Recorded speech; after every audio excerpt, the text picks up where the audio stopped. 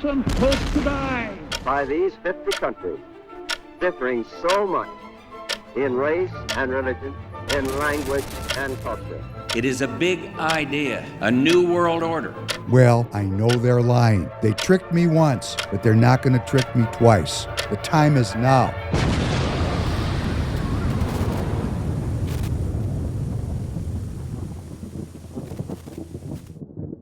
Welcome back to the Professor Penn podcast. David Penn, your host. Glad to be with you this Thursday night. Happy Juneteenth for episode number 214, Identity. We're going to get right into it. We got a lot to cover. The basic theme tonight is in the absence of self-governance, in the absence of your participation, there are other people who participate, and they have taken over this world, and they are running my life into the ground. And I'm going to tell you, I am mad today. I'm pissed off. Has really nothing to do with the subject matter per se, but the anger that I feel probably will run through the podcast. And I know that for me to solve the problems in my own life, it's up to me. Nobody can do that but me. And I know that. I don't know why I know that. And I take on a burden in doing that. That's called picking up your cross and bearing it. And the cross I'm bearing is the cross of self-governance. And self-governance is infinite in its dimensions. And when we self-govern, we make mistakes. There are tremendous mistakes that get made because human beings are living an experiment in awareness, an experiment in consciousness. It wasn't that long ago we were living in caves.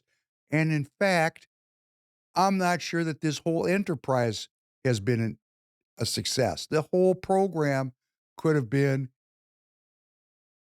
a trip down the wrong road. We're not going to know. It's TBD. But we're at a moment in time when some issues that very recently were forbidden to discuss are now popping out into the public square in a way that is unprecedented in my lifetime. That's why we're talking about identity as the subject or the title of tonight's podcast, and the importance of self-governance to deal with these problems of identity. Tanner, good morning. Good morning. Please put number one up. It's interesting you're trying to derail my questions by calling me an anti-Semite, which you are. I did not. Of course you are. And rather Well, as I said, things are bursting forth into the public square in a way that's unprecedented in my lifetime. Now, I just used Grok while we were here watching this together.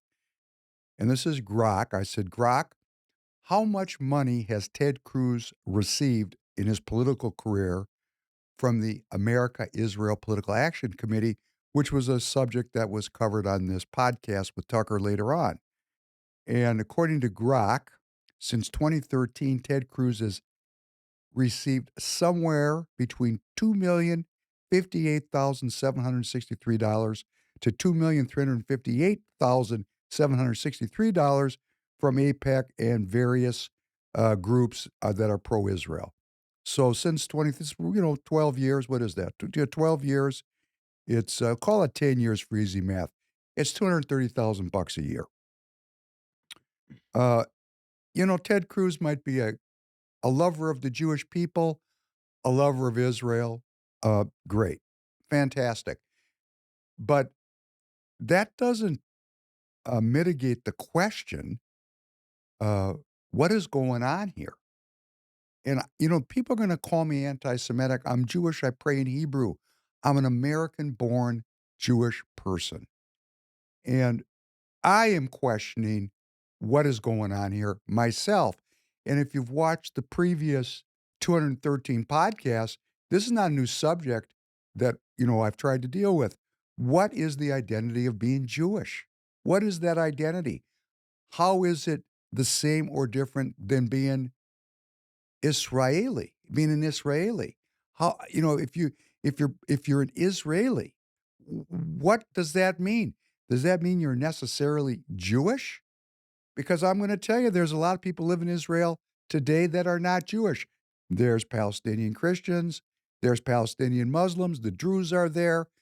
There are millions of people that are uh, somehow identify their identity as Jewish, but they have nothing to do with Judaism. They don't pray. They don't believe in God. They live modern, secular, humanist lives. There's a whole range of religious identification of people who do believe in God and pray in all kinds of different ways. I mean, this is not a simple issue. And I get into this with Royce from the very first moment we met each other, Royce White. Royce White has been talking about this issue since I've met him, and I know him very well, and I know he doesn't have an anti-Semitic cell in his body. He's been questioning the relationship between Israel and the United States and the forever wars.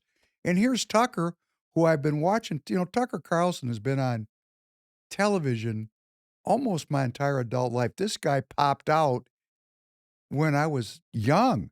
He was wearing a bow tie. He was in the mainstream media. He was like a fresh-faced kid. I mean, he was a kid. I mean, it was like and he's about maybe a little bit younger than me. And I'm going, how does this guy get on the network television at this age? He seemed like a teenager, right? So this guy's been around my whole life. I've been watching him my whole life. I have never one time had a vibe from him that he's anti-Semitic at all. And yet here's Ted Cruz, because this conflation of Jewishness and the nation of Israel, questioning Israel makes you an anti-Semite. Well, there's people that are going to watch this, and I'm going to say, I'm not anti-Semitic. I love Judaism. I pray. I love the prayers. I love the melodies. I love the traditions. I'm steeped in it. I come from it. I'm part of it. And I question what is going on here. Because just because you have a religion that goes to the way back doesn't mean it hasn't become corrupted like every other institution that we're dealing with. Name me the institution that you can rely on right now as pristine and uncorrupt, that you can follow it, knowing that its motives, its intentions are good, and the people that are leading it are to be trusted. Name me one. I participated in a group for 22 years. I know the guy that was, my senior, but I spent 22 years with him. I knew he was good because I knew him.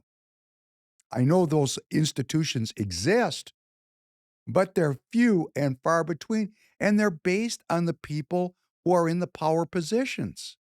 That's why I say I'm pissed, because we're going to end this podcast talking about the Council on Foreign Relations.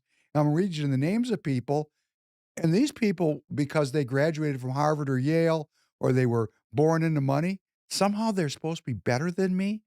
Hey, they were babies. They shit their diapers. They're just the same as me. You know what the difference is? They're organized.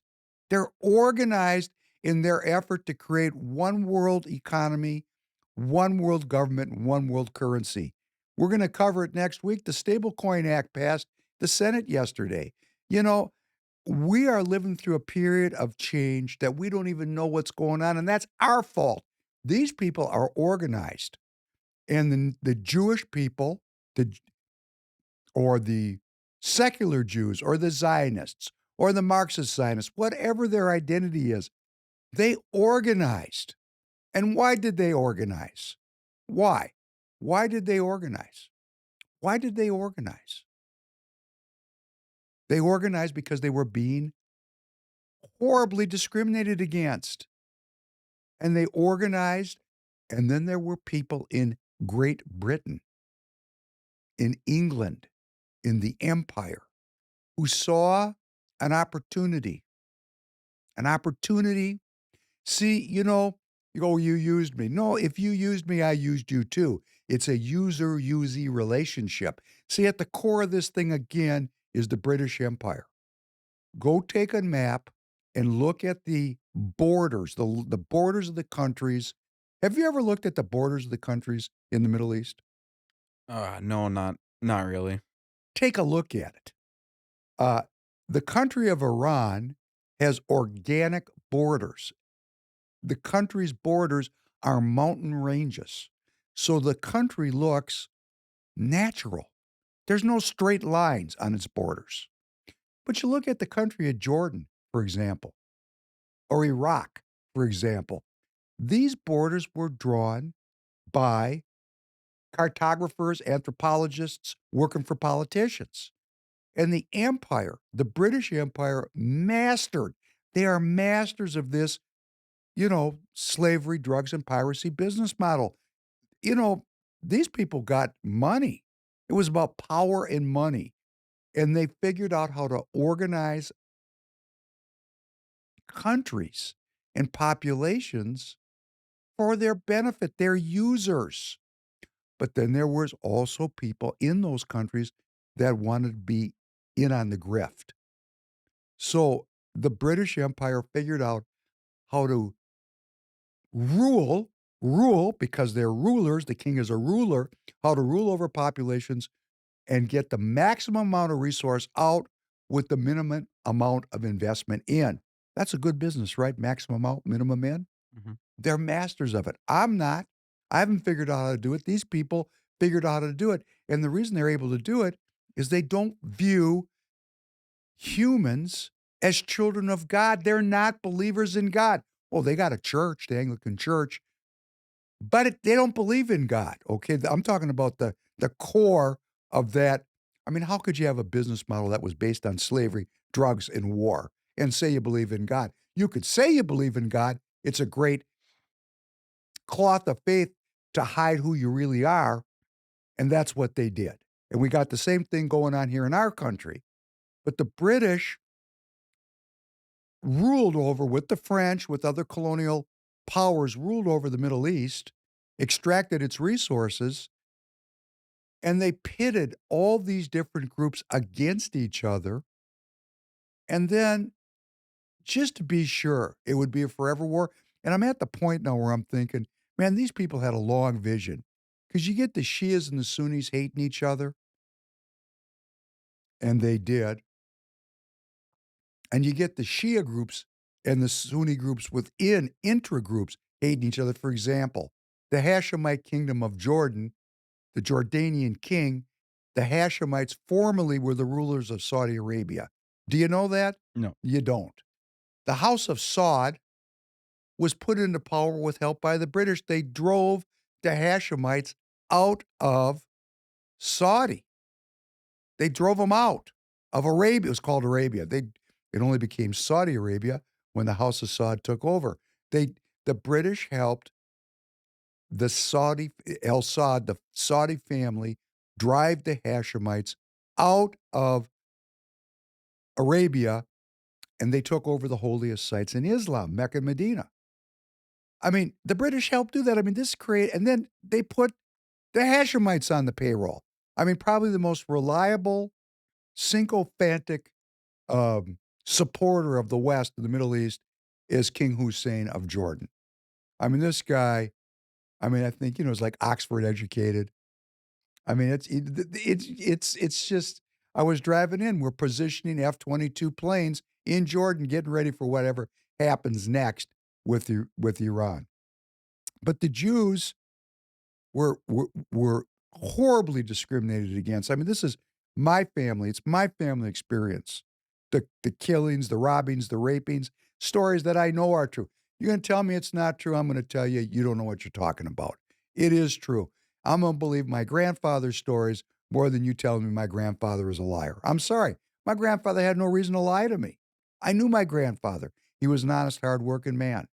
He didn't lie to me. He just told me the stories of his brothers and sisters and his aunts and uncles and how they got killed. Okay, great.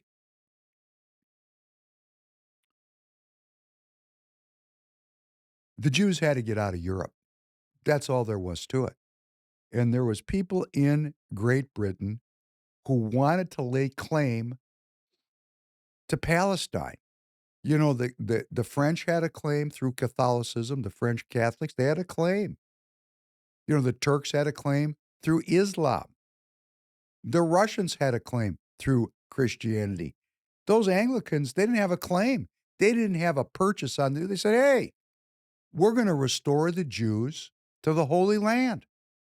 And they looked around. They said, all right, can we get an amen from some pastors? Can we get some pastors on the payroll? Because the pastors were reading the Bible and they were trying to sort out the relationship between the Jews and Christ and the Christians. And they talked about this on this podcast with Tucker and Senator Cruz. And they came up on this scripture from Genesis, which I've probably read this the first time.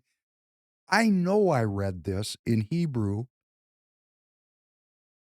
Mar Gordon was my teacher. And that was in 1967. And we went to, I was in a Hebrew school and they were teaching me how to read and write Hebrew. And here's how they taught it to you. We're going to read the Bible in Hebrew.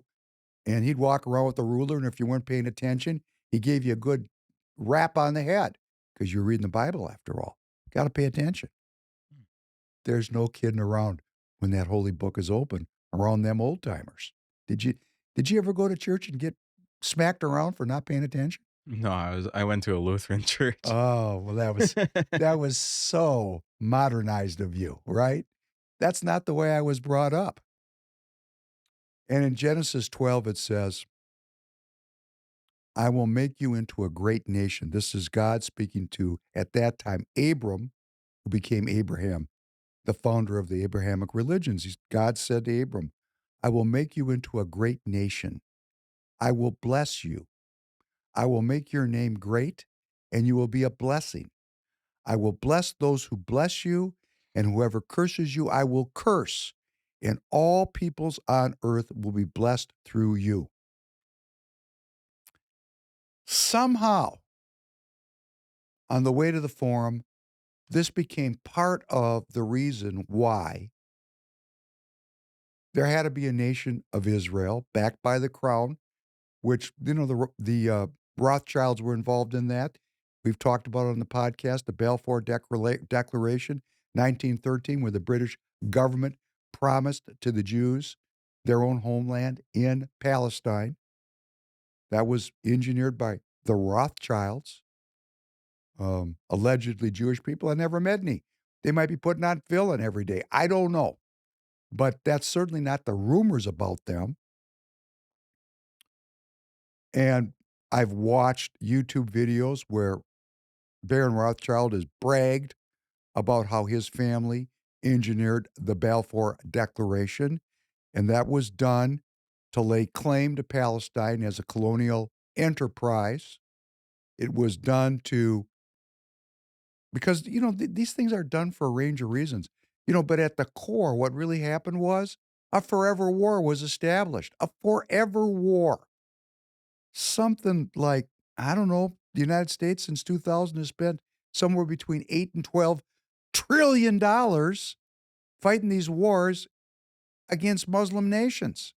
8 to 12 trillion? Come on. Come on. And that's on the books. We don't know what the backside black money was because it's there. And I'm supposed to pay for that. Anyhow, these people established this nation of Israel. And who did it? Not you and me. We're sitting at home watching our flat screen television. These people are organized. The people that make these kind of things happen are organized, and they're no different than you are. They're not smarter than you are. They're not stronger than you are. They don't live longer than you do. They don't live healthier lives than you do, but they have politically organized themselves by going to university or by being born into wealth, and they've entered into the ruling class of this world, and the only reason they rule is because we don't organize. So, Tanner, let's put up the way we're going to organize. You can go to roycewhite.us if you're in Minnesota, and please, if you're in another state, figure out how to do this for your state. If we don't figure this out, These awful human beings that don't care about you and me at all will continue to pursue the wealth and power associated with viewing humans as inventory. And we're going to take a run by that today, too. Scroll down when you hit roycewhite.us, scroll down to Caucus Counter-Attack. Fill out this module. We'll be in touch with you. I will meet you. I'm looking forward to it. And, we have to get involved. We have to. Do you like this thing being on the verge of nuclear war? Do you know we're on the verge of nuclear war? Yeah. I've been How do you paying feel attention. about it? Pretty spooked. It is spooky, isn't it? I'm just hoping it's hoopla. That's a very good comment. In the Revelations, it talks about wars and rumors of war. Yeah. Which is more important, the war or the rumors of war? Either way, we're getting controlled.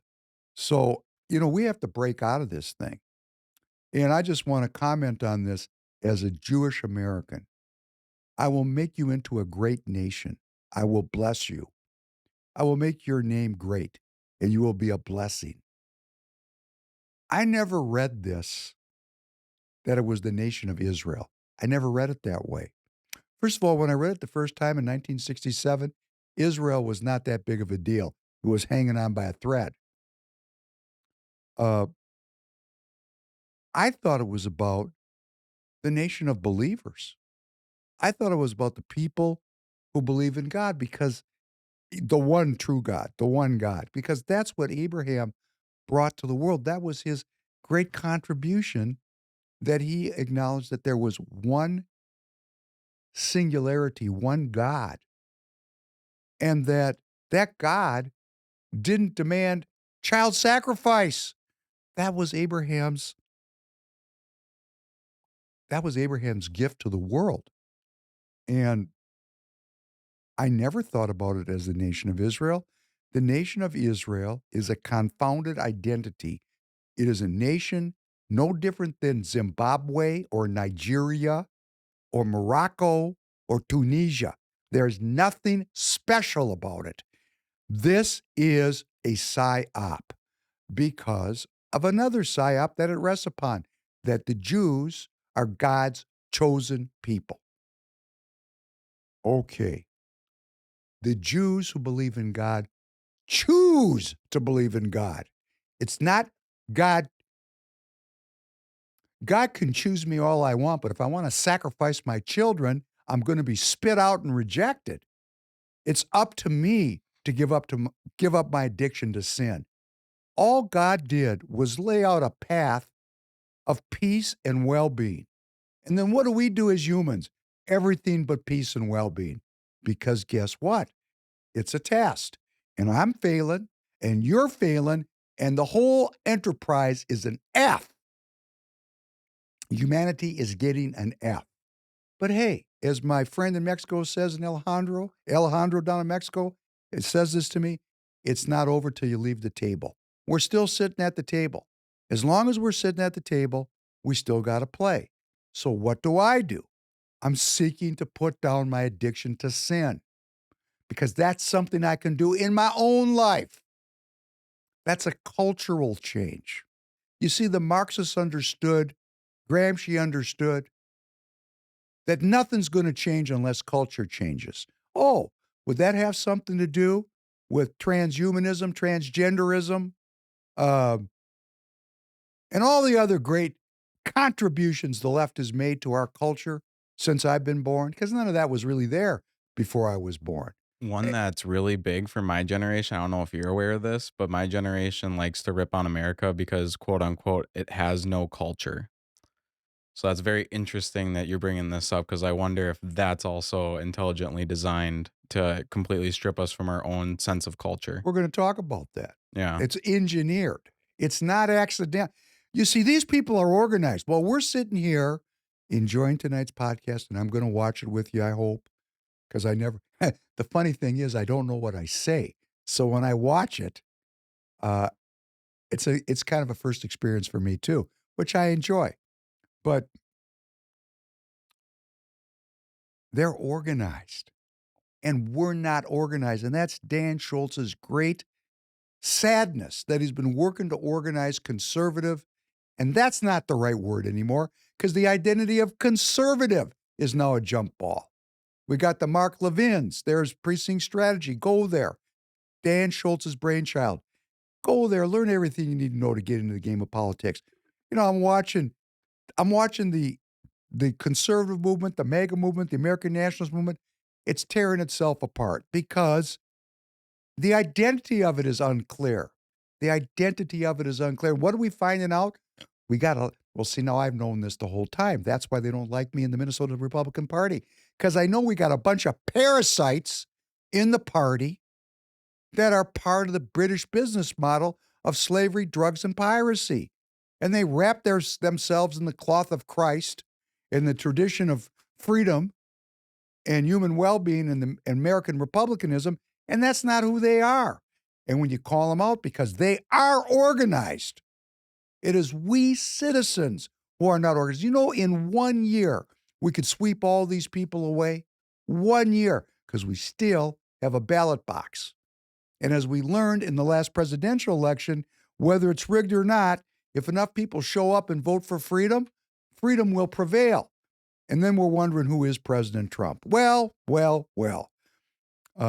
I don't know. And I'm going to tell you, the last several podcasts, I haven't been able to listen to myself. I haven't watched them. And the reason I haven't watched them, I told you I'd put a suit on if we're stop breaking even. So I really can't call myself a pundit because I'm not making any money at it. I'm losing money doing it. My point in saying this is, if I was getting paid to do it, I'd have to have an opinion. I'd have to give you some great wisdom. What's going to happen? Here's my prediction. And I watch on X and everybody's telling me what's going to happen. And somebody's going to be right and everybody else is going to be wrong. And that person who's right is an accident because nobody knows what's going to happen right now. We are untethered from anything that's ever happened previously. And you can't predict the future when you're outside of an event that's never previously happened. And all these events are unprecedented. In my lifetime, I mean, not all of them, excuse me for the cognitive distortion, but for example, I've never watched Iran bomb Israel with missiles. It's never happened before this year, for example. I mean, we got a president, President Trump. I mean, I have to be honest about this. I kind of like it because of my background. Someday I'll tell you my whole background. But, you know, he doesn't talk like a president. He talks like a gangster. Yeah. I like it. But does that mean he's going to act like a gangster? I don't know. I don't know what he's going to do. And I watched, you know, Alexander Dugin, who's a great Russian political philosopher. Somebody's going to say I'm pro-Russian because no, this guy's smart. He has interesting things to say. I read an ex-post he put up this morning coming into work, and he said, I'm not giving up on Trump, even though it's the darkest moment, because we really don't know what Trump's going to do. Because one of the reasons Trump got elected was to end the endless war. Okay, so then you get into, okay, let's say he throws down on Iran and he wins, and for some reason, the Iranian people all want to be Republicans, and Republicanism breaks out in the Middle East. That's the story, right? You know, I remember, because I have a memory, when we went to Iraq, here's what they told us, Colin Powell and George Bush, if we just liberate the Iraqi people from Saddam Hussein, they'll be so happy that we did it. And they were happy Saddam was gone. And then about 2 minutes after the statue came down, they started killing Americans. Same thing in Afghanistan. We spent trillions of dollars trying to turn the Afghanis into Republicans. Guess what? They have their own culture. They don't want to do that. So we liberated them from the Taliban. And guess who's in charge of the country now? The Taliban. You know, what are we doing here? And then the British plunked the Jews down in the middle of this thing just to make sure it was a Gordian knot that could never get solved. You know, I keep trying to figure out a solution to this. And the solution is there's no solution. It's only going to be through human consciousness, the evolving of culture, that these problems are going to get solved. And the gap between people on this issue it's a profound gap. And I'm not here to judge anybody, but man, I've been listening to Jewish people tell me my whole life that I have to go to Israel because it's the Holy Land. That's like the Jews are the chosen people. The Holy Land, it's a cat litter box. Sorry. That was You like that one? that was out of nowhere. I didn't expect. Well, I was out of nowhere for me too. I mean, do you think God wants us to slaughter each other over some stones laid down in some cat litter? I mean, you think that makes God really fulfilled? If that's God, whoa, we got way bigger problems than what we've come into contact with. I don't think God wants my children killing other people's children over a few yards of dirt. I just don't believe that. But I know other people do. I know more people hold that belief than what I hold. But there's more and more people in this country that are understanding every day that this business model is what's driving the whole deal. And whatever we believe was constructed identities. I'm going to tell you something about fighting because it's kind of like religion, but a little different. I know a lot of people that were badass. And the baddest ass of them, they were trained. They could have been trained military. They could have been trained. And somehow somebody trained. You're not born at 8 pounds, 3 ounces, ready to pluck the life out of somebody, snatch the life out of somebody. It's not the way. You have to be trained to do that. Mm. It doesn't matter how you're trained to do it. There's this kind of training. There's that kind of training. And when you get up to the top, you're a stone killer. It doesn't really matter the training. It matters what you did with the training, who you are. That's how it is with religion. And people don't like to hear this. You could go start down at the spokes. You could be Jewish. You could be Catholic. You could be Muslim, Hindu. I know people don't want to hear this, and I'm sorry if I don't agree with you about what you believe. This is what I believe. And as Royce says, it's my show. I get to say what I want to say. Mm. And I do believe, and I do love my Jewish tradition. But I've modified it, and I'm up closer to the hub. I'm not saying I'm in the hub. And I've incorporated Christianity, and I've incorporated a lot of different elements into what I believe because I'm free to do so. And what do I see as a unifying factor? I will defend myself, but I will not attack you. Okay, that's a pretty good one, right? Don't step on my blue suede shoes. We had a bunch of podcasts like that. You can do anything you want to do. Just don't step on my blue suede shoes. Okay, so here we over here in America, who's stepping on our blue suede shoes? Americans. Who are we threatened by the Iranians? Am I threatened by them? I am not. Am I threatened by them by being Jewish? Well, yes, I would be if I was around Iranians. I would be threatened. I'll give you a blast. I've had some really good Persian friends in my life. Got along great with them.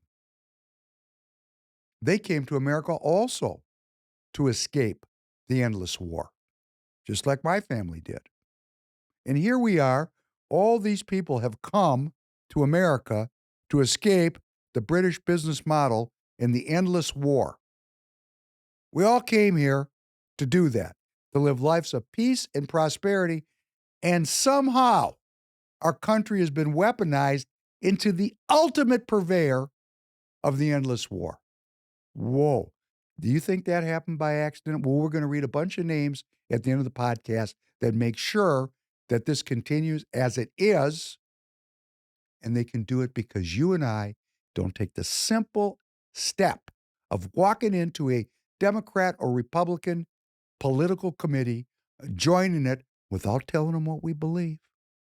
Don't have to. Just vote.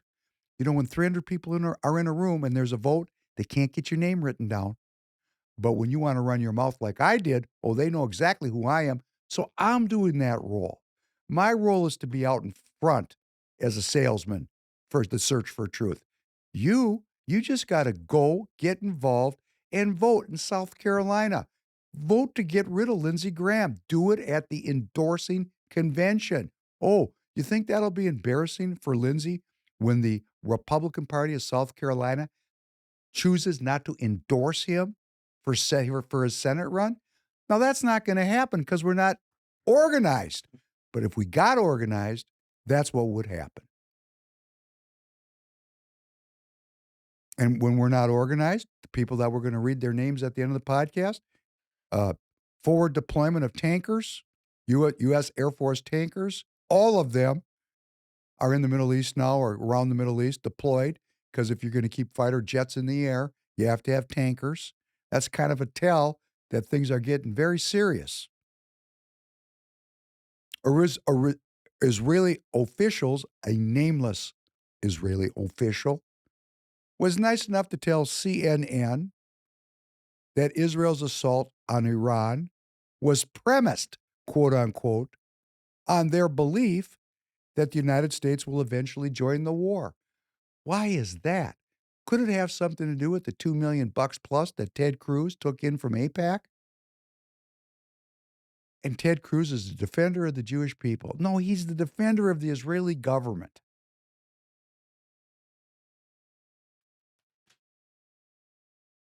Man, if the Zimbabweans had the AIPAC?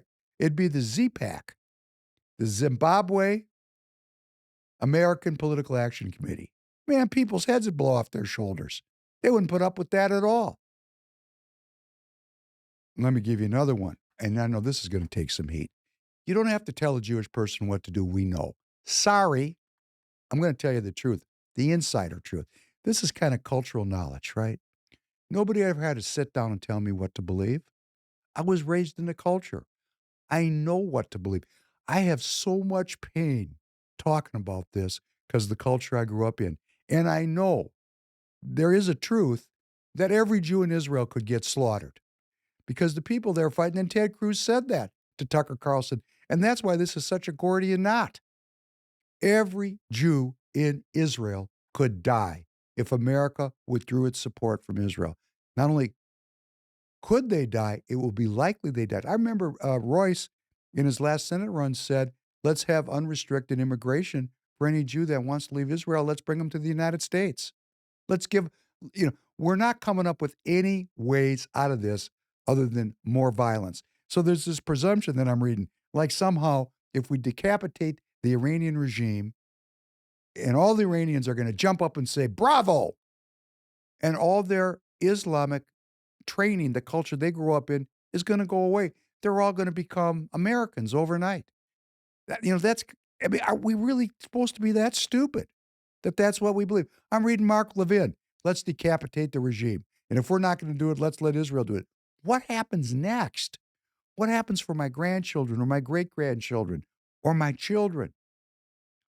Pakistan came out and said that if the United States and Israel attack Iran, they're going to come in, and others talk of forming a pan-Arab army like NATO. I mean, this is going to get worse and worse. What organized the Jews? They got crushed.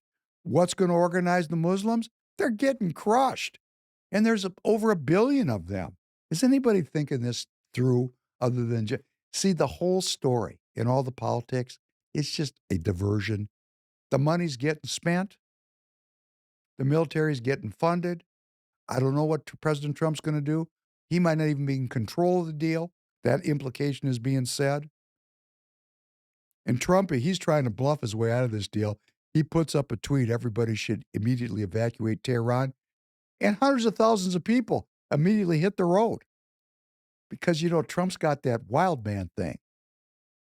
You just don't know what Trump's going to do, right? No. Right? Not at all. Nixon called it the crazy man theory or something. Nixon played on it like because Nixon was crazy. So it scared people. Like Obama, very predictable. George Bush, very predictable. Joe Biden, very predictable. These people, their policies are predictable. If you're marching down the road to the New World Order, everybody knows what you're going to do. Nixon wasn't down with that. He was a transitionary figure. People didn't know what he was going to do. People don't know what Trump's going to do. I'm not sure Trump knows what he's going to do, which is as it should be. We should be responding to the facts as they emerge, not going into something like this with a script. You know, it's like the Super Bowl, right? The first 25 plays or whatever are all scripted out, allegedly, and then you get into the game and you got to respond to what happens on the field because we're not in control of the system is so big. Nobody's in control of it. Which is just like these tariffs. Little economy news. Well, the inflation numbers have come out. And Tanner, you can put up some of these graphs and charts as I'm talking in post-production. You got some great graphs and charts there.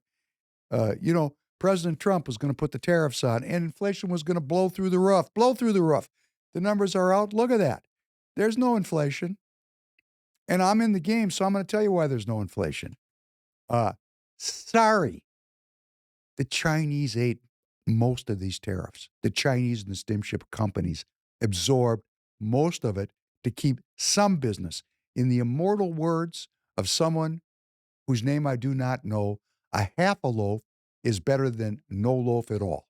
So in the tire business, President Trump imposed a 25% tax on consumer tires imported in the country, which is 75% of them. TireGet.com. I know this business. TireGet, you can go buy your tires there. The tires are there. The tires I import are on this website. Man, this is such a great deal. But operating this tire business and playing at this level of the game really lets me understand why there's no inflation. Because the suppliers ate half of the 25%, 12.5 right off the top. Then the steamship companies, because the volume went down because of the tariffs, they lowered their steamship company rates by, I don't know, probably 3% of the value of the goods. So now you're down at 12.5, 15.5. I cut my margin to stay in the game by half. And you got a very negligible increase in the cost of goods sold when you do that. And that's happening in every single industry. And then Trump is an evil genius. I don't want to say, well, for my business, it's kind of evil. I mean, because it's bad for me. I don't mean he's evil. I'm just saying this is kind of an evil on me. There's no effort to restrict the supply of the products that are coming in, except for the 5 sectors that are going to be domesticated. Remember, semiconductors are coming home, automobiles are coming home, farmers coming home, steel and aluminum is coming home, and shipbuilding, those 5 sectors, that's over. Offshore ended. Those jobs, that production's coming back right now. The rest of it, how is President Trump dealing with the inflation? He's letting the Chinese flood the country with goods. The oversupply prevents anybody from raising the price because there is supply and demand. It's very hard for me to stay in business under these circumstances. It's very hard for everyone to stay in business when we're not sure about the trade policy, and now we're on the verge of war. Things are kind of locked up. Do you feel like getting on a plane and taking a trip to Israel right now? I bet you don't. No, Right? I never even thought of it. Well, I'm just saying somebody did. Somebody was sitting there going, I want to go to the Holy Land and be with the chosen people because they believe that identity. Hmm. And they're willing to get on El Al Airlines, spend $6,000 to fly first class to get there and home, spend 2 weeks at the King David Hotel for $700 a night, and take trips all over and see they want to go see where Jesus walked. They want to go to the holy sites. This is a big business. If you're Christian and you're watching, are you still planning on going to take your pilgrimage to walk in the steps of Jesus Christ? Because I'm going to tell you, that business is shut off right now. In fact, the United States is calling on Americans to evacuate Israel. And you know what? There's 700,000 American citizens in Israel. Oh, wow. Just all visiting? I know. They're dual citizens. Okay. Isn't that great? Yeah. You know, when you see the Israeli airports jammed with people, those are American Jews that are trying to get out of Dodge just in case things go dark. But there's no tariff inflation, and the market is flooded with goods. It's a great time to buy tires. And if you want to buy tires, you're more than welcome to call in to the 800 number on the TireGet.com website. I might talk to you myself, and we're going to make sure that you're going to get what you need. And why we're doing that is this is how we're funding Free People Radio. I got a lot of donations over the last month, a lot. It doesn't even come close to defraying the cost of building this media company. So we appreciate the donations. You can go. We've got ways to, monthly people put in $5 a month. So appreciated. But we need your help. I'm asking for your help because Free People Radio, what we're doing here is really unique. We're getting shadow banned on YouTube. Please repost the links. If you're just listening and you're on Royce White's X, just take a second and repost that link into your own social. That's how we're going to build the audience. Help people find Please Call Me Crazy. Help people find Hebrews.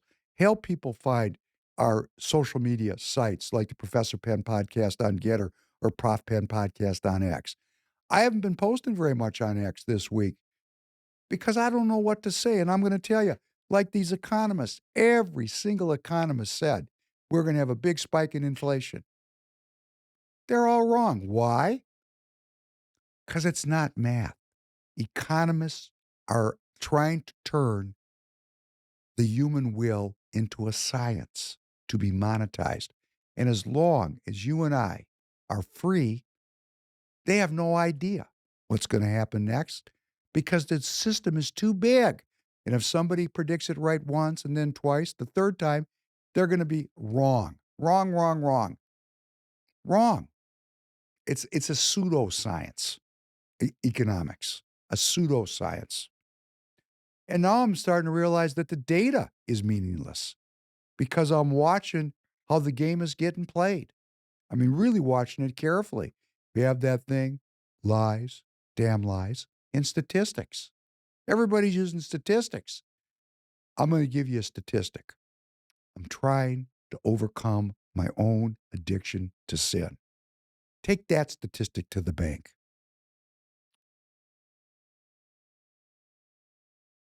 We got a bunch of GOP lawmakers that are weighing in now on the big, beautiful bill. The House version really cuts down on the clean energy credits. Like Julia Coleman said, every state senator here in Minnesota supports clean energy. President Trump doesn't. Julia, how are you going to deal with that? All this money has been invested here in Minnesota in Xcel Energy to go green, and it doesn't work. And the president is calling it the Green New Scam. And we got a big problem in River City, because if these credits don't come that were promised by Biden, I mean, the ass is going to fall off the donkey on this whole deal. And guess what? There's a bunch of Republican legislators that know this bill's going to come back from the Senate. They're going to have to reconcile the two bills. And it's like a who's who of the people that believe that the United States should go to war with Iran. What a shock. Representatives Andrew Garbino, Mike Lawler, Nick LaLota of New York, Mark Amodei of Nevada. Oh, the irrepressible and hopefully to be replaced by the citizens of Nebraska, Don Bacon, Brian Fitzpatrick, a greater purveyor of the British business model, could not be found anywhere. And with a last name like Fitzpatrick, we shouldn't be surprised.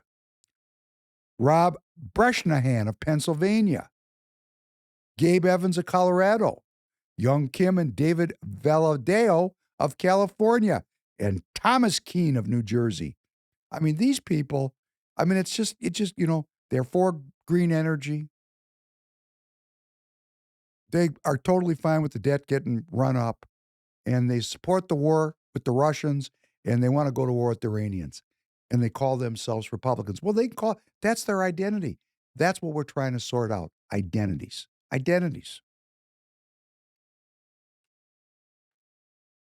And as the Green New Scam gets choked off by President Trump, we got big green companies going bust. I talked about it a little it's worth talking about again. Sonova Energy International, second major publicly traded rooftop solar firm to file bankruptcy this year after SunPower's collapse in August of 2024.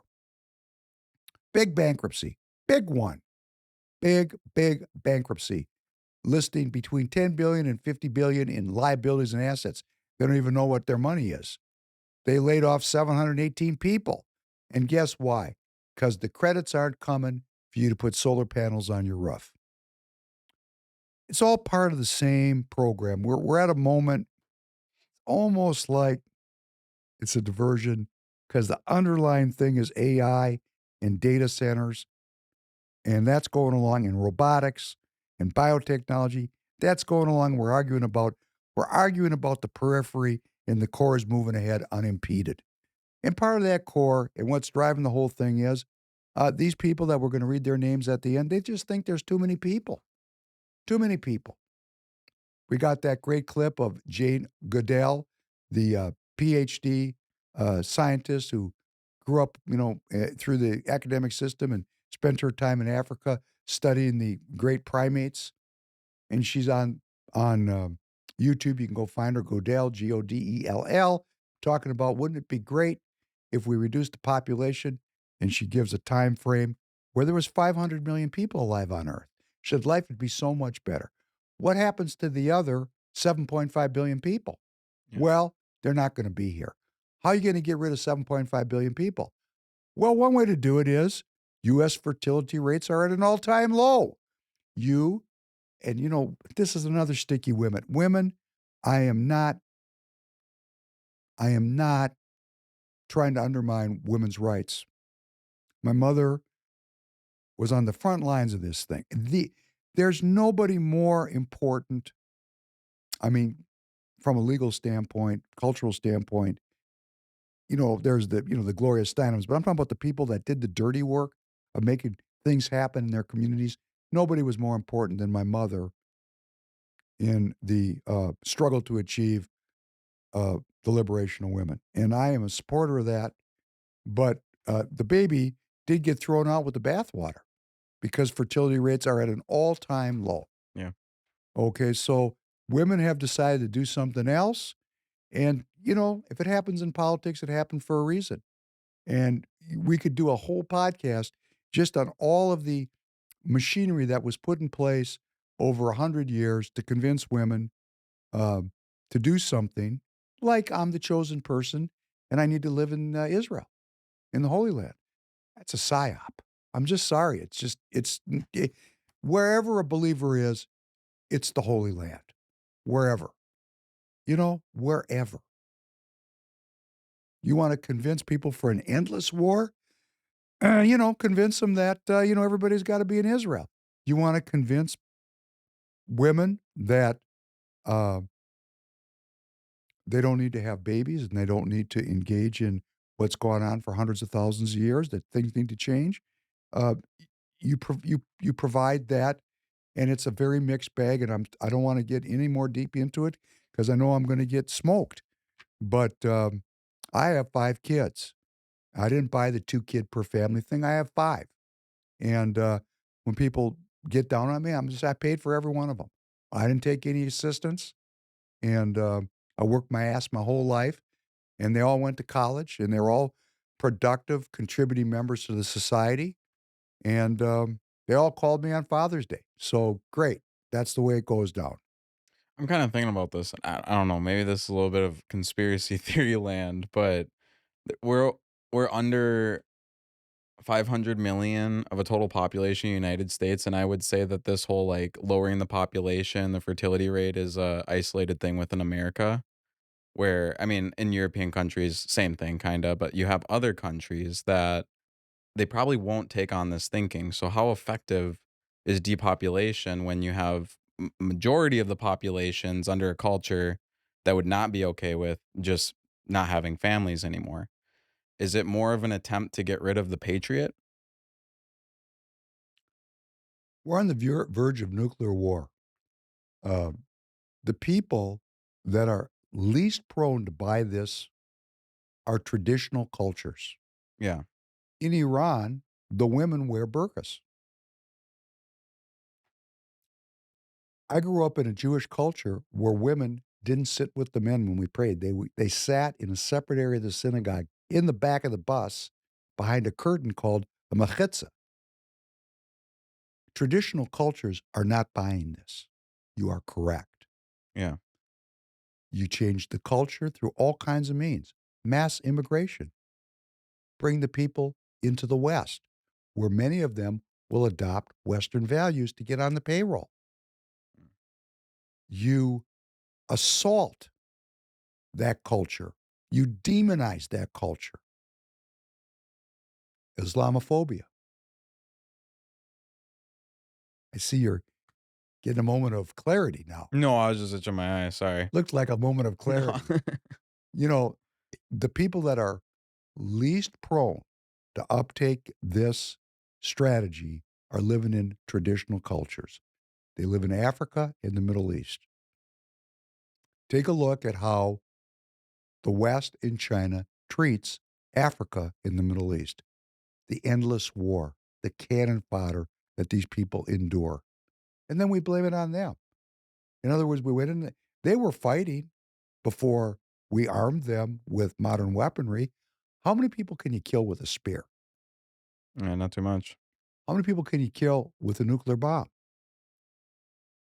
That's why I said at the beginning of the podcast, I'm not so sure that this experiment in consciousness isn't going to turn out to be an F. But again, as Alejandro reminds me, it's only over when you leave the table. We're still playing.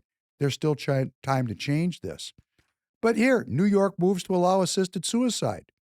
Terminally ill New Yorkers would have the legal ability to end their own lives with pharmaceutical drugs under a bill passed by the state legislature. The bill is on Governor Kathy Hochul's desk. She's not indicating whether she's going to sign it or not. I would find it a bombshell if she didn't sign it. She'll sign it. Okay. And then it's got no state limits. So guess what? Anybody who gets sick and feels they're terminally ill will be able to travel to New York and, with doctors in care, kill themselves. Is there an age range? The age range is you have to have a terminal illness that is incurable and irreversible with 6 months or less to live. Okay. That's the criteria. Hmm. Scripture does not explicitly use the word suicide, but it does contain teachings that make it very evident that the faithful do not take their own lives, not the least of which is suffering is part of putting sin underfoot. God has sovereignty over life and death. That's a fundamental. That's what they're trying to take out. Because as soon as you say man has sovereignty over life and death, you've kind of removed the God idea from your culture. That's the whole point of this whole exercise. The Bible emphasizes that God gives and sustains life, and taking one's own life goes against his will. Human life is sanct. Human life is considered sacred because it is created in God's image. Violation of the sixth commandment, suicide is often seen as a form of self-murder. Consequences of suicide. The Bible describes individuals who committed suicide, often portraying their actions as a tragic outcome of despair and sin. Abortion, suicide, endless war. Ladies, there's a relationship. I'm not here to adjudicate or to advocate for the secession of rights that were gained through the democratic process. We have a democratic process. I know what I believe for my own life. But when we say that we have aborted a clump of cells that are non-viable, if they were non-viable, we wouldn't have to abort them. If we leave them in the oven, they become a human being. So when we lie to obscure truth, we make discourse impossible. Lying makes an exchange of ideas not viable. And when we lie about it, we break the relationship between abortion, suicide, and the endless war. We break that.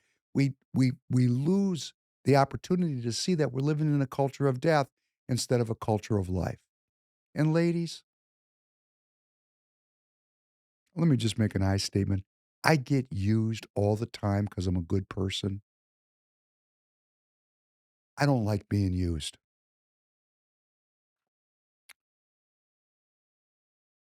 And then here's another great scam of being used.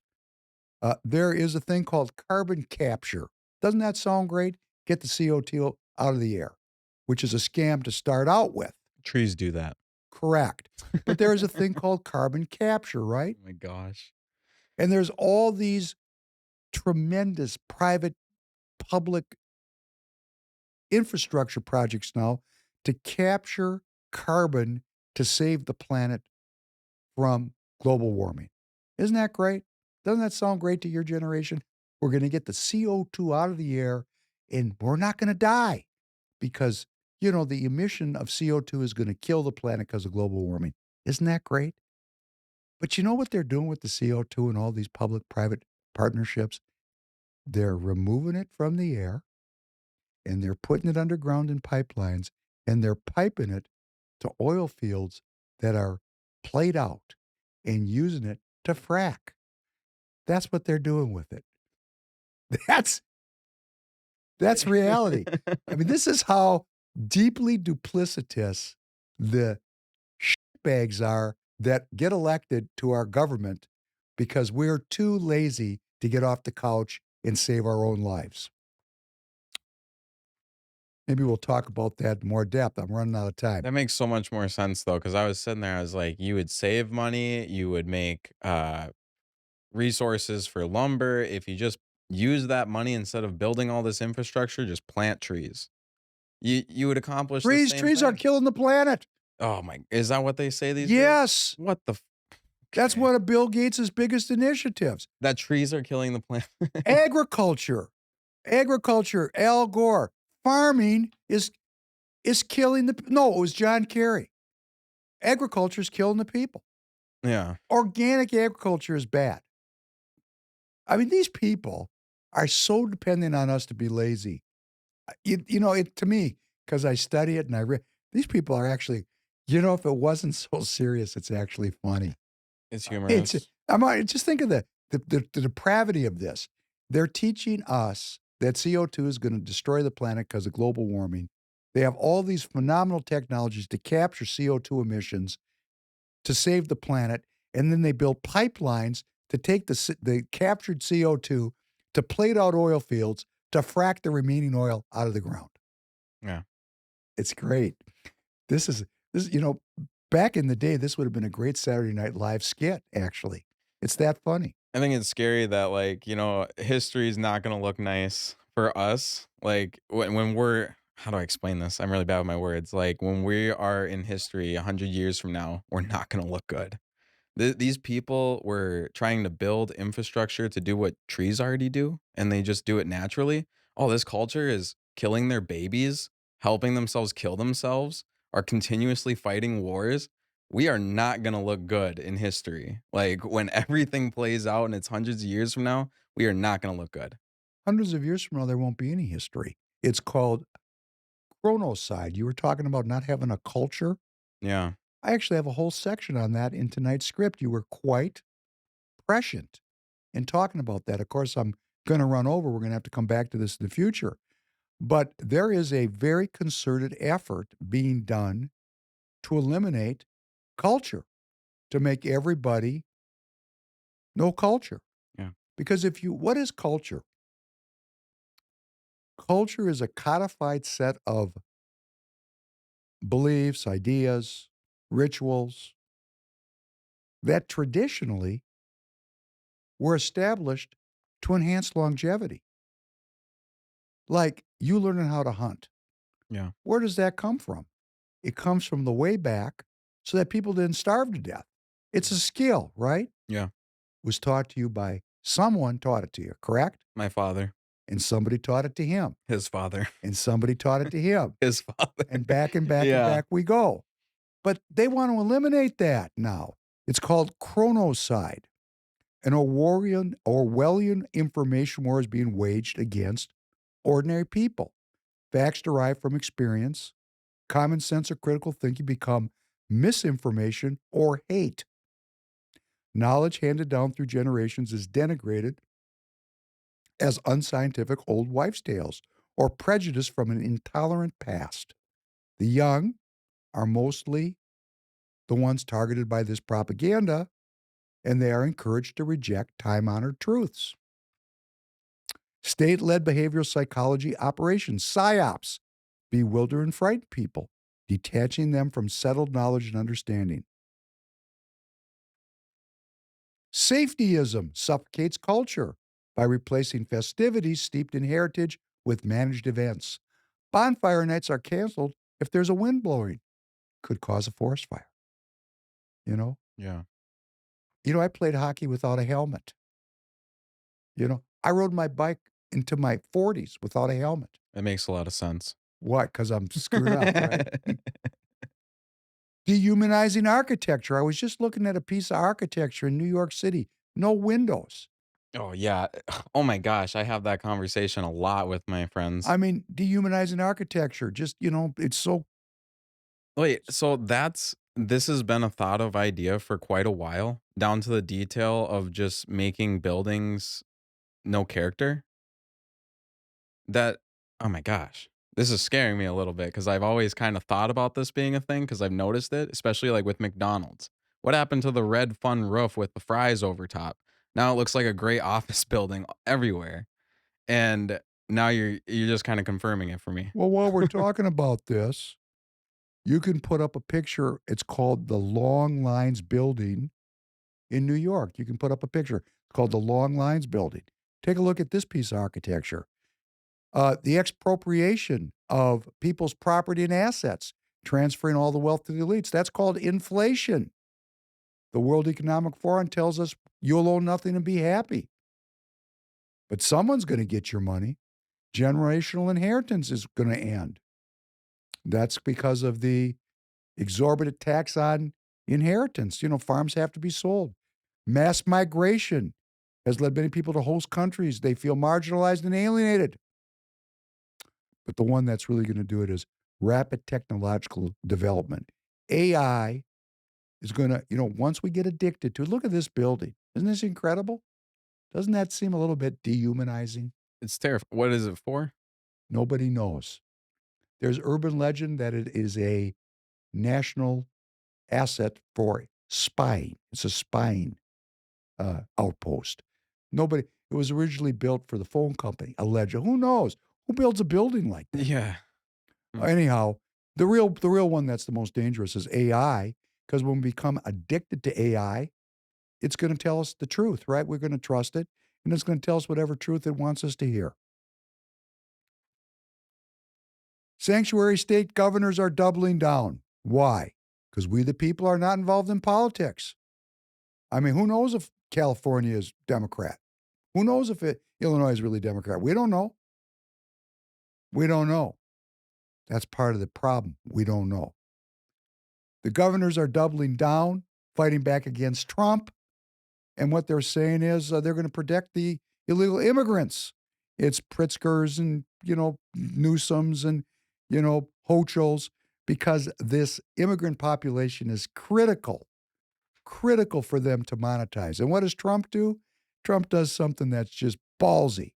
He knows that these illegal immigrants, they tell us they're out picking cotton in the field. They're not. They're downtown, living in hotels. And Trump has told ICE to get into the major cities and root these people out. He's looking for a fight. Yes, he is. He's looking for a fight. Donald Trump, you can put this tweet up, this post up.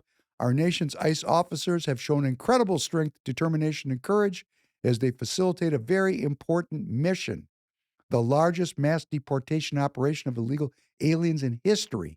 Every day, the brave men and women of ICE are subjected to violence, harassment, and even threats from radical Democrat politicians. but nothing will stop us from executing our mission and fulfilling our mandate to the American people. Here's the part I want to get through to you. This is when you say that things are popping out into the open, unprecedented. This is the President of the United States. Millions upon millions of aliens reside in these cities. They are the core of Democrat power center, where they use illegal aliens to expand their voter base, cheat in elections, grow the welfare state, robbing good-paying jobs and benefits from hard-working American citizens. The core of the Democrat power base. Royce White has been talking about this the whole time I've known him, that the city centers are the power of the communists, and they expand it out and expand it out and expand it out, and soon there'll be no place to hide. So there's no reason, Minnesota Republicans, to work with these folks. And of course, there's, bipartisan, Kendall calls bipartisan. No, these people are seeking to conquer Republicans. They're not looking to work with us. They're looking to use our good nature against us. Use us, monetize us. Biggest fear is the impact that all Angelenos will begin to feel when the labor of immigrants is absent. We'll feel it in the construction industry. We'll feel it in hospitality. We'll feel it at grocery stores. People will begin to notice. You think about the mothers who have nannies and housekeepers. They will feel it when there's nobody to do childcare and there's nobody to take their kids to school. That's good. Thank you, Tanner. That's Karen Bass, the mayor of Los Angeles, reminding us how important illegal immigrant labor is to the economic viability of California. We don't call it slave labor, but these people are economic slaves. And here's a picture I'm going to put up on the screen, Tanner, of the President of the Confederacy, Jefferson Davis, notable Democrat. And I'm going to read a quote from Jefferson Davis. Slavery is the thing which brings to the world that great commodity, which is now the greatest article in the commerce of the earth.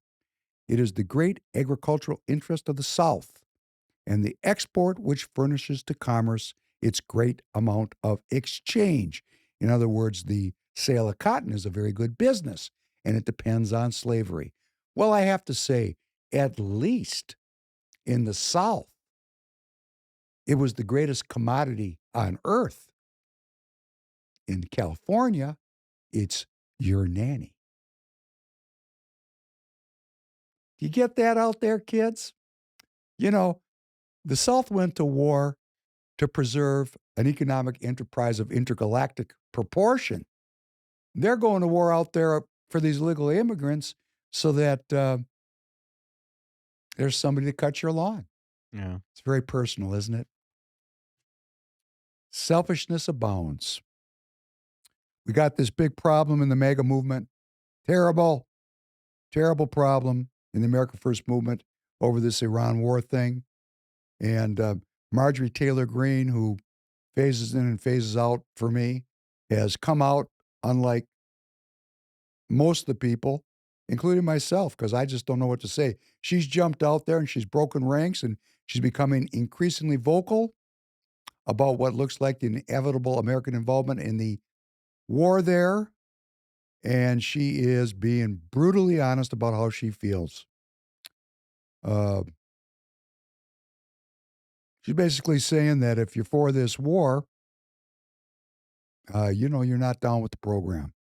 She's kind of talking to President Trump. A little bit dangerous if President Trump pulls the trigger. But President Trump pulls the trigger, there's going to be a great outcry about this. That's why I'm not saying too much. Meanwhile, the science grift continues. It's all about getting money for science. We're building out our energy capabilities, the ability to transmit electricity, so that all these data centers can be put up all over everywhere, which I got to tell you, there's thousands of them being built, and there are communities that are fighting back against it. But the fight, hey man, if you can capture CO2 and put it in a 600-mile pipeline under the guise of saving the planet and then use that CO2 to frack oil, I don't think there's going to be much put in the way of these data centers unless we actually get organized. We would actually have to take over the 535 seats in the Congress, the regular people. I understand why Dan Schultz is depressed. All right, we're going to get down to the exclamation point of getting organized here. Please play number 3. And you mentioned, David, Henry Kissinger, and I think he first was noticed by the Rockefeller family after he wrote a very erudite work on nuclear weapons and nuclear war back in the late 1950s. Nuclear weapons and foreign policy. Right. Yes. It was then published, and from that time on, he became pretty close to the Rockefeller family. Well, he did. Actually, I guess I was the first one who got to know him because he was a member of an organization called the Council on Foreign Relations in New York, and there was a study group at that time that he, as then a young instructor at Harvard, presided at. I was so impressed by him that I introduced him to my brother Nelson, who was then governor of New York and was then considering seeking the presidency of the United States. They became great friends, and actually Henry became Nelson's foreign policy advisor as long as he was in public life, and I think is one of the remarkable international statesmen in the world today. Even 30 years after he was Secretary of State, he is still asked by heads of state when he travels the world for his advice. Let me go back to the time you said when you came here, it transformed your life. Was there a course, a professor who really made that difference for you? Yes, there was one course, one seminar of Henry Kissinger, which really opened my eyes. I wasn't accepted to the seminar, but I sat in. I think he let me in because I was German. And it was relatively shortly after the war. There were not too many Germans here. And this created a friendship which has endured until today. And, Henry has been several times in Davos. And I think it was mainly participating in his seminars that I developed my interest for geopolitical affairs. That was Klaus Schwab, recently resigned, long time director of the World Economic Forum, talking about how he got involved in this, which was through his countryman, Henry Kissinger, who was at Harvard, and David Rockefeller, talking about how Henry Kissinger made it, which he was adopted by the Rockefellers. And there's this group of unelected people that are running the world, and they are dependent on us not to organize. They give us distractions like cell phones and drugs, video games, to keep us from getting focused on what they're doing to us, like Chronocide. Yeah. Right? And this Council on Foreign Relations. This was established during the Woodrow Wilson period. It is an Atlanticist, internationalist, globalist organization. It runs the deal. It's the center of the deal. It's the center. The center. It has a sister organization in England called Chatham House. It's the same organization, 2 chapters. This is the Anglo-Saxon empire that Putin talks about. Now, they're not all Anglo-Saxons, but they are the inner circle of the group of people who are implementing the policies of the Anglo-Saxons. Talk about that later. I don't want to freak anybody out. I'm just going to read you some names. Most of these names you won't know. I know all these names that I'm going to read. Some of you are going to read them, like Elliot Abrams. These are the people that are members, current members of the Council on Foreign Relations. Elliot Abrams, he was in the government. Stacey Abrams, Democratic activist from Georgia. Madeleine Albright, U.S. Secretary of State and UN Ambassador. Lamar Alexander, Governor of Tennessee. Lloyd Austin, most recently U.S. Secretary of Defense. Bruce Babbitt, Governor of Arizona. James Baker III, U.S. Secretary of State under Ronald Reagan, a Republican, allegedly. Evan Bayh, former U.S. Senator from Indiana. Warren Beatty, actor. They put some actors in there, spruce the place up, right? Peter Bergen, journalist and national security analyst for CNN. Michael Beschloss, presidential scholar, appears constantly on television. Scott Bessent, current U.S. Secretary of the Treasury. Isn't that a head scratcher? Doesn't it scratch your head? Because guess who he's in with? Anthony Blinken, who was the previous U.S. Secretary of State under Joe Biden. And his father, Alan Blinken, who was the former U.S. Ambassador to Belgium. So we got a father-son combo. There must be some nepotism in the Council on Foreign Relations. Michael Bloomberg of Bloomberg News, former mayor of New York City. Unbelievable. Josh Bolton, 22nd White House Chief of Staff. Rudy Boschwitz, for those of us in Minnesota, former U.S. Senator. He's a fellow at the Council on Foreign Relations. Bill Bradley, former U.S. Senator from New Jersey. We just played him a couple of episodes ago. What's going on here? What is going on? Tom Brokaw, news anchor, NBC News. Edgar Bronfman of the Whiskey Clan. Big supporter of Israel there, baby. William J. Burns, 8th director of the CIA. Isn't that crazy? I'm just going to keep reading these names. Jimmy Carter was a member of the Council on Foreign Relations. If you don't remember him, he was the 39th president of the United States. Oh, man, Henry Cisneros, 10th U.S. HUD Secretary. Bill Clinton, 42nd President of the United States. Chelsea Clinton, his daughter. George Clooney, famous actor, Council on Foreign Relations. Maybe that's why he's so anti-Trump.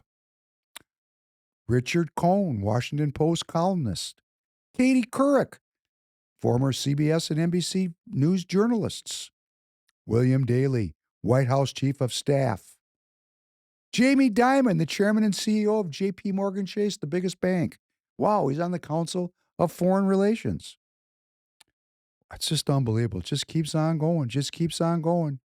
Michael Douglas, actor, son of my favorite actor, Kirk Douglas, a big supporter of Israel. Michael Douglas. Richard Dreyfuss, another Jewish actor, famous. He was in Close Encounters of the Third Kind. Richard Dreyfuss, unbelievable. I'm going to keep naming some names here. John Edwards, former U.S. Senator from North Carolina. Oh, boy. Keith Ellison in Minnesota. Did you know Keith Ellison was on the Council for Foreign Relations? Minnesotans, did you know who this guy really is? Unbelievable. Richard Engel, top NBC war correspondent. Dianne Feinstein, U.S. Senator from California. Wow. Larry Fink, what a surprise.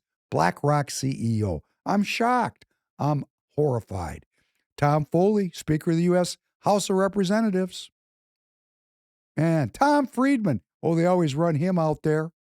Columnist for the New York Times. Unbelievable. Bill Frist, former U.S. Senate Majority Leader. Another Republican. This Republican-Democrat thing doesn't seem to make a lot of sense, does it? Peter W. Galbraith, U.S. Ambassador to Croatia. In the government. Eric Garcetti, Mayor of Los Angeles, U.S. Ambassador to India. Man, these people got their own thing going on. Robert Gates, U.S. Secretary of Defense. Oh, look at this. Music lovers, David Geffen, President of Universal Music Group. Timothy Geithner, U.S. Secretary of the Treasury under Obama. Fantastic. Dick Gephardt, Senate Majority Leader of the U.S. House of Representatives. David Gergen, that was the guy that was interviewing Klaus Schwab. He was a very influential Republican in the Reagan administration. Yes, he was. It just goes on and on and on and on and on. Alan Greenspan, chairman of the Federal Reserve, as Royce called him, a Jewish elite. He is Jewish, and he was chairman of the Federal Reserve. Is that anti-Semitic to call him a Jewish elite? I don't know. I don't think so. I think it's just identity. Oh, man. Jane Harmon, Wilson Center president, Trilateral Commission member, Aspen Strategy Group. Ooh, Jane Harmon. She's on television all the time. Dangerous. Very dangerous people. Michael Hayden, U.S. Air Force General, National Security Advisor under Clinton, 20th Director of the CIA under who? George W. Bush. I thought George W. was a conservative. Catherine Vanden Heuvel, editor of The Nation. Man. Just Fiona Hill, remember her name? Woo, she's on the Council of Foreign Relations. Fiona Hill, look her up. She has something to do with one of our Supreme Court justices. Yes, Clarence Thomas and Fiona Hill. Look that. She's on the Council for, why is she on the Council of Foreign Relations? I didn't know she was so accomplished. David Ignatius on television every day on MSNBC, Washington Post. Oh, he's also a member of the Trilateral Commission. Holy moly, Rocky. Unbelievable. Walter Isaacson, I just had dinner with him. I knew he was on the Council of Foreign Relations. He's on the Aspen Institute. Look at how organized these people are. We can't even get off the couch. These people are on a board that's running the world into the ground to take all of our money and all of our freedom and to depopulate. That's who these folks are. Oh, Woody Johnson just got President Trump's accolades recently. You can go look it up on YouTube. He is the owner of the New York Jets. That's cool. But you know who he really is? He is the chief executive of Johnson & Johnson, one of the companies that manufactured COVID vaccines, on the Foreign Council of Foreign Relations. Hey, you'll like this. Remember Angelina Jolie, or are you too young? I know the name. She was a big actress for my generation. Ooh, married Brad Pitt. Ooh, she's on the council. Why is she on the council? What do they do on this council? Man, this thing is crazy. Anybody's on this council. I mean, I'm just reading you the high points, like John Kerry. Climate czar under Biden, Democratic U.S. Senator from Massachusetts, U.S. Secretary of State under Obama. Yes, John Kerry is on the council. Oh, Minnesotans. Did you know Amy Klobuchar, your Democrat senator, was on the Council for Foreign Relations? Did you know that? Paul Krugman, New York Times columnist, economist, always telling us what's going to happen, and he's always wrong. Because, he's got a Nobel Prize, and he's on the council. That's what we're dealing with here. I mean, Jim Lehrer, the McNeil Lehrer NewsHour on PBS, on the council. Jack Lew, 76 U.S. Treasury Secretary. I got to read these names into the record. We got to know how, here's one. Republican pollster Frank Luntz, the guy that's wearing the wig. Unbelievable. Unbelievable. Unbelievable. Here's a couple more good ones coming up. Oh, Alejandro Mayorkas, the Biden administration's Department of Homeland Security Secretary, the guy that we're calling to have indicted on the immigration issue, Alejandro Mayorkas. Man, he's on the Council on Foreign. There's a lot of skullduggerous characters on this. Are you noticing there's some skullduggerous characters on here? I'm still a little messed up about the Angelina Jolie. What the heck is she doing on there? Well, why don't you look up her politics and you'll understand. She's a spokesperson. I'm saying, yeah, but how do you, it's more so we're just not in the room watching it. I hear these names and I'm just like, how did anybody watch that? How did they justify it? Oh, we need her because her acting skills give us this insight. Like, how did they justify it? She's an actress. Well, right. But how is she a part of this council? She has nothing to do with foreign relations. No. Go look up her politics. She's constantly pursuing and promoting the ideas of the Council on Foreign Relations. But because it's Angelina Jolie, people listen to her. I don't know why. I mean, they're certainly not going to listen to David Mulford, 21st U.S. Ambassador to India. Oh, you're going to like this one. I missed one here. Walter Mondale, U.S. Senator from Minnesota. It seems like everybody in Minnesota, Mondale, Klobuchar, Ellison, Vin Weber, he's on the Council of Foreign Relations. He used to be a representative. He's the guy that brought Tom Emmer into politics, Vin Weber. It's just crazy what's going on with this. These people are organized. Henry Paulson, Republican, 74th U.S. Treasury Secretary under George W. Bush, on the council. David Petraeus, retired former U.S. Army general. That's just, David Petraeus. Daniel Pipes, academic writer and historian. I read his stuff all the time. Very, very prominent. Very prominent. Penny Pritzker, former U.S. Secretary of Commerce, part of the Hyatt Hotel fortune. Her brother Thomas is also on there. Fantastic. Gina Raimondo, U.S. Secretary of Commerce under Biden. Dan Rather, CBS News anchor. Condoleezza Rice, U.S. Secretary of State under George W. Bush, also in the Aspen Strategy Group. Fantastic, Condoleezza. David Rockefeller, there he is. Jay Rockefeller, there they are. Stephen Rockefeller, there they are. Susan Cohen Rockefeller, there they are. Valerie Rockefeller, there they are. Judith Rockefeller, there they are. Charlie Rose, host of the Charlie Rose Show on PBS. We love that show. Fantastic. Fantastic. Wow. Just Jeffrey Sachs, we've been playing him. We got great engagement. Remember I said this seals the deal? Jeffrey Sachs is a globalist. Well, this really seals the deal. He's on the Council of Foreign Relations. So whatever he's saying about American foreign policy, he's just a false flag. They're running him out there to create confusion. Anthony Scaramucci, who's always down on Trump, what a surprise. He's on the Council of Foreign Relations. Eric Schmidt, CEO of Google, Trilateral Commission member. We just played him. He was telling us that AI is out of the bag. Nothing we can do about it. Submit, submit, submit. These people are trying to get us to submit. Here's a judge, U.S. Circuit Court judge, U.S. Circuit Court of Appeals, Lawrence Silberman. How can he be a judge and be on this council? I mean, I just have Andrew Ross Sorkin, business journalist on CNBC. He's another guy like Tucker Carlson. He was on CNBC. He still looks like he's 12 years old. Jewish, big supporter of Israel. James Stavridis, Carlyle Group Vice Chair, Managing Director, Rockefeller Foundation, former U.S. military, Navy. David Stern, Commissioner of the NBA. I'm sure Royce would like to hear that. Larry Summers, former president of Harvard. I'm sorry if this is boring you. Okay, I'm going to spare you the rest. Why am I doing this? Are these people really any different than you and me? Do you think they don't masturbate? You think they don't get high? You think they don't cheat on their wives and their husbands? You think they don't rob and steal? I'm going to guarantee you they're just as fallen and screwed up as we are. The difference is they took the time to organize. They got into the game. They got to the table. And they are now part of the group that is bringing forth the New World Order. That's the group. Those are the people. Democrats and Republicans alike. That's why we say the two parties are a scam. There's only one way out of this for us, for regular citizens, regular people, people of limited financial resources, people that are just trying to live quiet lives of contemplation, raise their families, find health and well-being, and pursue it for everybody they love.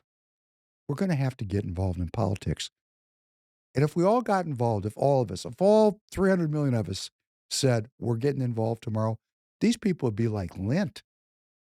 They'd be like the stuff you scrape out of your lint catcher in your dryer. You just scrape it out and put it in the garbage because they're garbage people portraying themselves as the educated, the elite, the people we're supposed to follow. And I would follow them if they were leading us to health and well-being and longevity and lives of quiet contemplation. But what they're doing is setting up a world where they're going to clip me out. And I object to that, and I'm fighting them, and I'm asking you to help me fight them. And it's so easy to do. Maybe 10 hours a year. I'm expanding it. I used to say it was 6. 10 hours a year, wherever you are. If you want to live and live well, get into your political party and vote for who your party endorses and endorse regular people who will not sell out. People ask me all the time, why do you back Royce White? Because he won't sell out. He will not, and I wouldn't let him if he tried to. Because we're friends. I would be here, I'd be as kind as don't do that. We got to get people into politics that represent the interests, not of the military industrial complex, not of pharma, not of big tech. And of course, when the people get elected, they don't represent those interests. We elect them because we think they represent us. And then they get there and they find out that their seat is endowed with $6.92 million a year in lobbying money, and they sell out. They sell out. That's why these people have so much fast money. They go in with net worths of $200,000, some of them, and 6 years later, they're worth $20 million. That's because they're trading stocks based on the private and secret information that they're getting. We don't want people like this in public service. Public service is a life of service. I'm here to serve my country, and I'm here most to serve my God. I'm begging you to get involved. I'm begging you. And on that note, thank you for tolerating that long list of people. They're just like you and me. They're organized. Get organized. We can take back our country so that we have good lives. This is about living good lives. It's not about taxes. It's about living. Thank you. Tanner, thank you. Of course. Look forward to seeing you next week. Be well. Have a great weekend. Have a good night, everybody.